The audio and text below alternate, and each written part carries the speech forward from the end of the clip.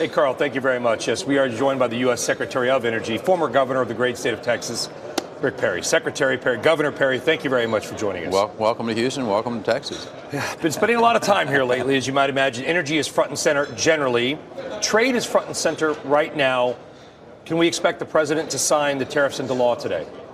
I don't know. I don't want to get ahead of the president, but you know, I'm not particularly concerned that we're going to be in a position that doesn't continue to make this country one of the most competitive in the world. And that's what the president's really about. Is when I was at Davos, I was explaining to people about, you know, when the president talks about America first, he doesn't mean America alone. He says he's going to put America in a very competitive position. And whether it's these tariffs or whether it's, you know, some other policies that we're working on, America is going to be as competitive as it can be going forward. So, but I don't want to get ahead of him. He's going to announce these at the appropriate time. The biggest trade we have between Canada, Mexico, our NAFTA partners is energy, is oil, is gas. That's correct. You've been speaking with pretty much every energy CEO here. I'm sure they brought it up. What have they said to you? What are they concerned about? It's less concern than it is just pure optimism that's coming out. You know, everybody's got concerns about their particular sector, you know, whether it's the utility guys, whether it's the infrastructure guys. You know, there are concerns out there, don't get me wrong. But the overall message here is one of just sheer optimism. 15 years ago, we heard that we were out of energy and we weren't going to be able to produce it, and even if we found any more, it was going to be prohibitively expensive. And that wasn't reality. The new energy realism, that's what I talked about yesterday in my speech, was that the United States, you know, we've been blessed with this extraordinary research, and it's innovation rather than regulation. The old reality was we're going to regulate. The new reality is we're going to innovate, and the innovation that's coming out of the private sector, the innovation that comes out of U.S. Department of Energy national labs working together is a fascinating story about what American ingenuity can do, the technology that's there. So these energy private sector types and my colleagues from Canada and Mexico, Jim Carr in Canada, Pedro Joaquin Coldwell from Mexico, they're both very excited about a North American energy region, a strategy together, working together, the quality of life that comes from that. Understood. But we have spoken with CEOs here all week, and steel is a massive part of their business. Pipelines, refineries, shipping. They've expressed concern to us. Are they worried that any potential tariffs could turn into a trade war that would dramatically impact the energy industry? Again, listen, I understand the media business. I understand that let's speculate about what's going to happen. I'm not going to get out in front of the president on this, and then, you know, let's talk in 3 days, and it may be a completely different conversation than what you all are trying to drive right now. But the point is this, the energy in the energy industry is palpable, it's real, it hadn't been this good maybe in any of our lifetimes, and America, Canada, and Mexico understand how important that is to their citizens and their populations. And I think maybe that's the point, Secretary Perry, which is that things are good now after years of boom and bust and hundreds of bankruptcies. How about this? How important is energy simply to trade, particularly with Canada and Mexico? Well, it's, as you correctly said, they're our number one trading partners, and it's going to continue to be. Again, I'm excited about what we're seeing. I think my counterparts understand. Listen, we're always going to have discomfort. Competition leads to discomfort. Whether you're an athlete or whether you're in the energy business or whether you're selling widgets somewhere, there's going to be a competitor that makes you uncomfortable. That's a good thing. We're not in monopolies here. We're in competitive environments. United States, Canada, Mexico. We understand that. We are partners, but we're competitors.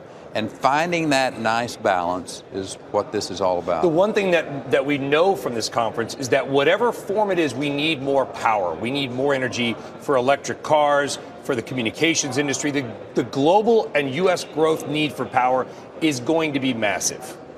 What's nuclear's role in that? Can we get new nuclear power plants built in this country? Well, this president is an all of the above energy proponent. He understands that renewables have their place, that fossil fuels have their place, that civil nuclear is a very important part of a portfolio of energy that's going to drive the economy of the world. It's the reason that we're having conversations with some of our allies around the world about building out their civil programs. It's the reason that you see this president really opening up through clear messaging back to his agencies of government. I don't want your permitting to get in the way of our being able to sell LNG to our allies in India, for instance. I mean, there's the first shipload went out a couple of days ago. Indeed, it did. I talked to Minister Proponent just this morning, and we talked about that shipment out of Cheniere headed to India. So there's extraordinary opportunities here. But it's not just one segment. We're not picking winners and losers. We're going to let the market really get out there and drive this thing. Government needs to get out of the way, absolutely protect our citizens, protect the environment, which we can do and we've proven we can do, but don't pick winners and losers because of your political background of saying, well, we don't like civil nuclear, we don't like fossil fuels, we're going to put it all over here on renewables. This president says, baloney. We're going to let the market really drive this thing. We're not going to get in the way. The citizens of the world will pick the energy that they need for their best interest. We spoke with Canadian Natural Resources Minister Jim Carr yesterday. We will speak with the Mexican minister in a few minutes here. You have been on panels with them. You have been meeting with them in private. Energy, you three are driving the trade dialogue on the energy side. How is your relationship with your counterparts in Canada and Mexico? Well, the personal relationships. Pedro Joaquin Coldwell, I'm known for, back when I was the Agriculture Commissioner, the Secretary of Agriculture. You guys had a nice embrace when he came down. Listen, he's a friend. These are personal friends. Jim Carr is an absolute fabulous individual in his personal life, hard negotiator and a strong proponent of Canadian policies and Canadian natural resources. We don't get confused that you can be a friend. And, you know, listen, the United States and Canada and Mexico, we marry each other, we do business with each other. These are relationships that are going to last a whole lot longer than this administration and our personal lives. We got to go. I asked that, Secretary, for one reason, which is that should the American people be, the markets are a little bit jittery, should the markets or the American people be comfortable that these kinds of relationships are working behind the scenes and that it's not just about the headlines and maybe sometimes the hair on fire media, but that behind the scenes there is grown-up dialogue occurring? I love your descriptive term.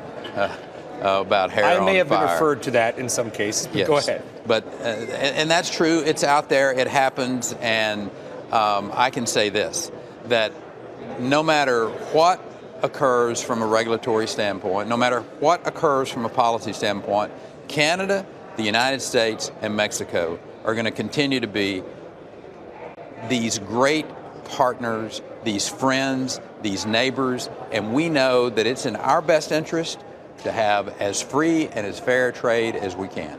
Secretary Perry, Governor Perry, thank you very much, sir. We appreciate your time on CNBC. Good to be here with you. Thank you, very much. So, Carl, there you go. We can see it here. The embrace, the human conversations between these counterparties is very warm. There's hugs, there's warm handshakes. So there's tough negotiations going on. But I can tell you personally, there is a relationship there which maybe will carry over into the negotiating room. Hey there, thanks for checking out CNBC on YouTube. Be sure to subscribe to stay up to date on all of the day's biggest stories. You can also click on any of the videos around me to watch the latest from CNBC. Thanks for watching.